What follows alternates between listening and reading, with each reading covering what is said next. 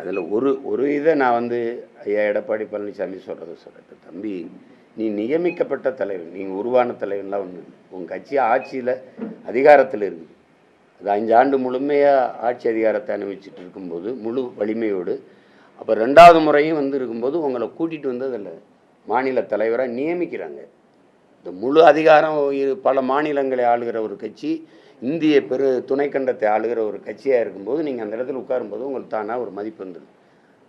ஆளுகிற கட்சியினுடைய மாநில தலைவர்னு. எடப்பாடி பழனிசாமி அப்படி இல்லை, சாதாரண தொண்டனாக வந்து ஒன்றிய செயலாளராகி, அப்புறம் சட்டமன்ற உறுப்பினராகி, அதுக்கப்புறம் அமைச்சராக இருந்து பல முறை இருந்து அப்படி வந்தவர். அவர் போய் டப்புன்னு தற்குறின்லாம் பேச்சு கூடாது. இங்கே இருக்கிறவன்லே அவர் நல்ல புத்திசாலி தான். ஆமாம், நீங்கள் இங்கே எல்லாம் பேசுனாங்கள்ல, முருக திருவிழா முருக மாநாடெலாம் போட்டாங்கல்ல, தைப்பூசத்துக்கு பொது விடுமுறை இருந்ததா?